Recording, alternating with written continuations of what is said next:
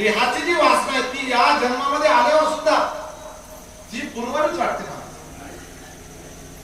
म्हणून देवाला माहिती आहे की बाबा अशी जर वेळ आली तर ती सुद्धा पुरवायची आपली क्षमता आहे. आणि तद्वत आमच्या देवाने विठोबाने काय केलं तर देहाची वासना प्रत्येक अवतारामध्ये त्या भक्तांची पुरवली आहे. आणि एवढी वासना पुरवून थांबले नाही तर आणखी ते आपणापाशी न्यावे. तुम्हाला माहित असेल रामाचं आणि रावणाचं युद्ध झालं. राम आणि रावणाचं युद्ध झाल्यानंतर रावणाची जी प्राणज्योत आहे ती प्राणज्योत रामामध्ये विलीन झाली.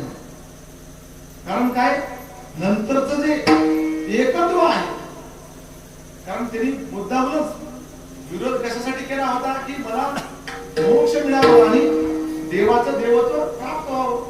तर रावण काय साधा होता का आपल्यासारखा थोडाच वेळा होता कुणासोबत भांडण करायला. त्याच्याकडे काही पटराण्या कमी होत्या का? ती पण काही कमतरता नव्हती. खरंकडे सिद्धीला पाहून राहणार त्यांनी सगळं सुनियोजित केलं होतं.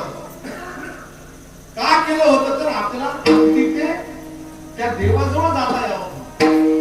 आणि हे करत असताना माझा विठोबा आहे, माझा प्रेमभाव जर खरा असेल तर निश्चितच देव येतो आणि माझ्या देहाची वासना तो देव पुरवितो. याचा अजून एक दाखला तिसऱ्या चरणामध्ये मागे पुढे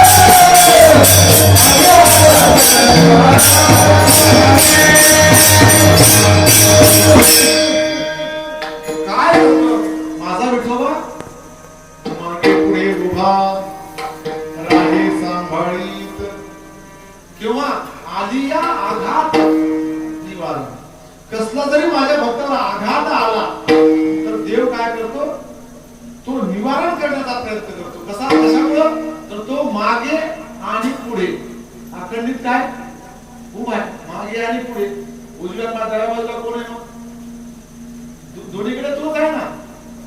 शब्दशः अर्थ न घेता मागे पुढे म्हणजे जेव्हा त्या भक्ताला माझी गरज पडेल तेव्हा देव धावून येतो. पण देव कसा पाहिजे आणि भक्त कसा पाहिजे. भक्त असा पाहिजे की तो अनन्य भावानं त्यानं प्रेम देवाची शरणागती कशी केली पाहिजे, धावा कसा केला पाहिजे. पुराणामध्ये लागले आपल्याकडे द्रौपदीचा धावा आहे. उदाहरणं खूप आहेत. प्रत्यक्षामध्ये कलियुगामध्ये वृंदावन क्षेत्रामध्ये एक डॉक्टर होते. ते डॉक्टर असे होते त्यांचा पूर्ण जीवन काळ जो आहे तो कृष्णाला समर्पण केला. कारण अखंडित देवाचं भजन, कृष्णाचं भजन. श्री कृष्ण गोविंद हरे मुरारे हे नाथ दामोदर विश्वनाथ कुंद विष्णू भगवंत. सतत कृष्ण चिंतन करून ते करत असताना त्यांनी जीवन समर्पित देवाला कसं केलं. रोज डॉक्टरची जी प्रॅक्टिस असते ना, दवाखाना ते चालवत असताना त्यांनी सांगितलं त्याच्या धर्मपत्नीला की तुला काय पाहिजे ते मला सकाळी तू सांगत जा. की आपल्याला 2 किलो रवा पाहिजे, 1 किलो मुरमुरे पाहिजे, तेल 1 किलो पाहिजे, जे काही तुला लागत असेल, जे काही संसाराला लागत असेल, सकाळी मला चिठ्ठी द्यायची. ती चिठ्ठी त्या डॉक्टर साहेबांनी दुकानावर घेऊन जायची. चिठ्ठीचं काय करायचं, मोजमाप करायचं. किती रुपये झाले मग, त्या किराणा दुकान असेल, कपड्याचं असेल, जे काही दुकान असेल त्याला विचारायचं किती रुपये झाले. 200 रुपये. मग दवाखान्यामध्ये जायचं आणि 200 रुपयाची प्रॅक्टिस केली. दवाखाना किंवा पेशंट येईपर्यंत फक्त त्यांनी काय करायचं, तिथं दवाखान्यामध्ये धंदा करायचा. धंदा व्यवसाय म्हणजे फक्त 200 रुपये आले की 200 रुपये घ्यायचे, त्या दुकानावर नेऊन द्यायचे, दुकानाचं सामान घ्यायचं, घरी धर्मपत्नीला नेऊन द्यायचं आणि पुन्हा श्रीकृष्ण गोविंद हरे मुरारे सतत पुन्हा भगवान श्रीकृष्णाचं भजन करत बसायचं. करता करता काय होणार, रोज पुन्हा धर्मपत्नी, 2 मुलं झाली, त्या मुलाचं पुन्हा संगोपन आलं, शिक्षण आली.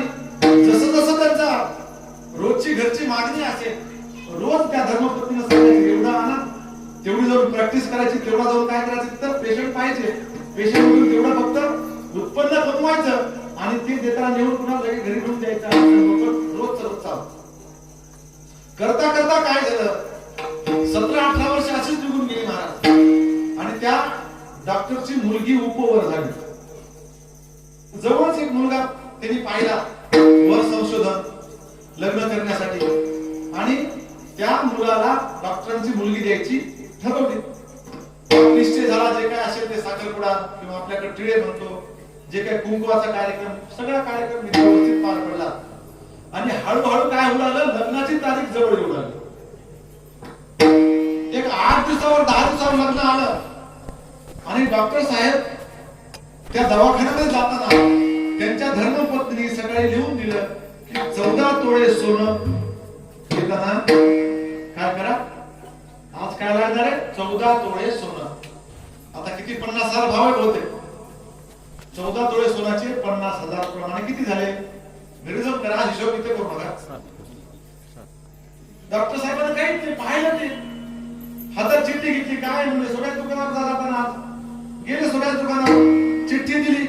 म्हणजे हे दागिने किती रुपये झाले, किती तोळे झाले, म्हणजे 14 तोळे. रुपयाचे किती झाले, म्हणजे काय 7 लाख 8 लाख जे काय असेल ते सांगितलं. डॉक्टर साहेब पुढे जाऊन बसले दवाखान्यात. आणि आता त्यांना काय करायचं लक्षात घ्या. आता किती रुपये पण प्रॅक्टिस करायची सांगा ना, का झोपले. 7 लाख 8 लाख म्हणा काय व्हायला एका लाखावर. जे काही त्याची करण्यामुळे असेल, कारण सोनाचा धंदा आहे त्याच्यामध्ये पुन्हा काही लागतच आहे ना. 8 लाख रुपयाची प्रॅक्टिस करायची. आता ते रोज 200, 400, 500 रुपये कमवणारा डॉक्टर, त्याला 8 लाख रुपये कसे येणार महाराज. चित्त विचलित झालं. सगळ्या दिवसाचे पेशंट पाहिले.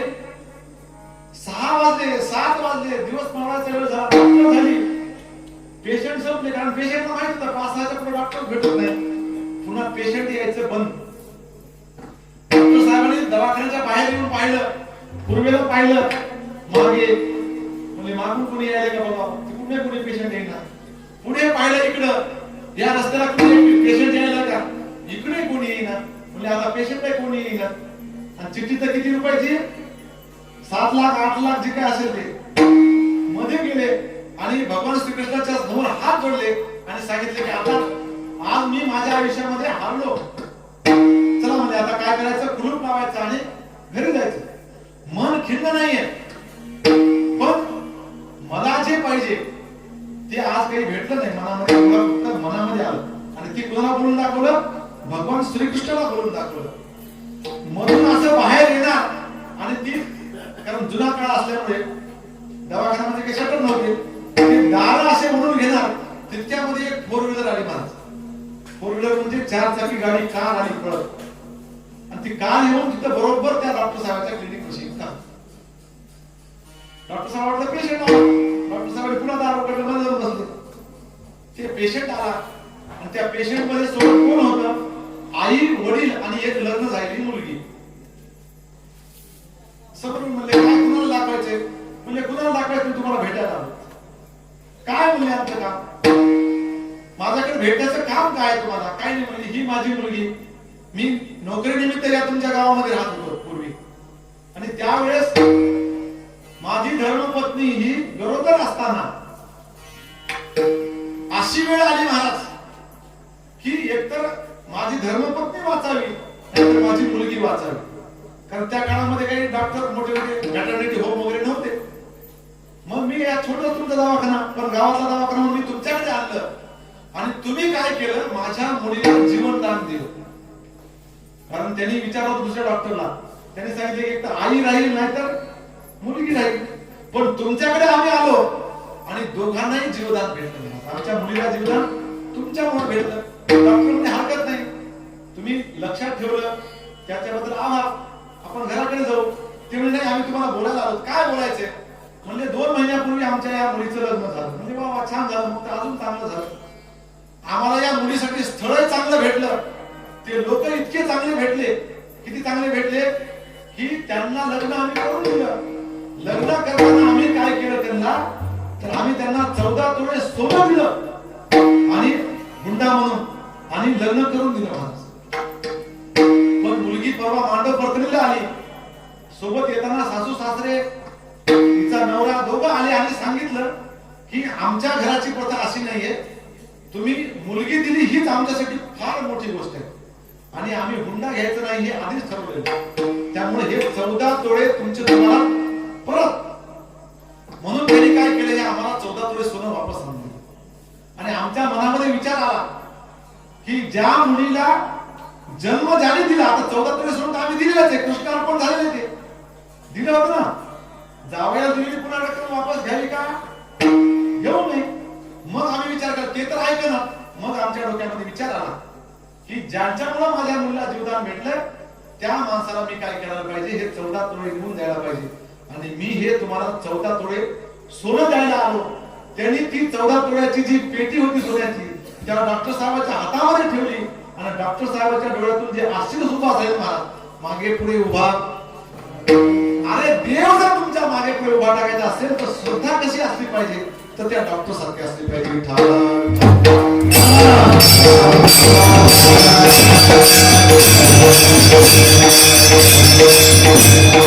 आणि अशी जर आपली श्रद्धा असेल, असा आपला प्रेमभाव असेल, अशी आपली अनन्य भक्ती जर असेल, तर नक्की देव तुमच्या कसल्याही संकटामध्ये धावत येतो महाराज. नाहीतर देव धावत येत नाही, लक्षात घ्या.